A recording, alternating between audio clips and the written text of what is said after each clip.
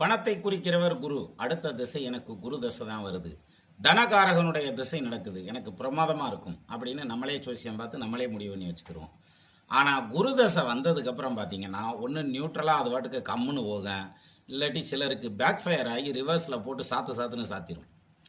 அப்போ என்னடா அது தனகாரகன் தானே, நல்லா தானே இருக்காரு, அப்புறம் அந்த குரு தசை நல்லா தானே இருக்கணும் அப்படின்னா எல்லாமே சரியாக இருந்தாலும் பலன் மாறி நடக்கிறதுக்கு நிறைய சான்சஸ் உண்டு. அதுதான் சார் ஜோசியம். இதைத்தையும் படிக்கணும் ஜோசியத்தில். நம்ம மேலோட்டமாக படிக்கல, ரொம்ப ஈஸியாக தெரியும். ரொம்ப ஆழமாக இன்டெப்த்தாக போகும்போது குழப்புன்னு குழப்பி விட்டுரும். இப்போ பாருங்கள், குரு நல்ல பொசிஷனில் உட்காந்துருக்கார், ஆனால் குரு தசை பலன் கொடுக்கல அப்படின்னா அதுக்கு என்ன காரணம்னா, குரு நிற்கிறார் இல்லையா, அந்த ஸ்தானத்துக்கு 8ஆம் இடத்ததிபதி குருவோட கனெக்ட் ஆகக்கூடாது.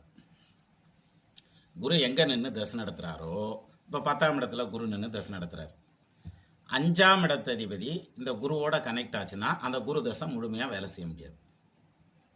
இப்போ இந்த 5ஆம் இடத்ததிபதியும் குருவும் 10ல் நிற்கிறாங்க, அவர் கூட வேற ஏதாவது ஒரு கிரகம் சேர்ந்துருச்சுன்னா இந்த தோஷ நிவர்த்தி ஆகிடும், அதுக்கப்புறம் பஞ்சாயத்து வராது.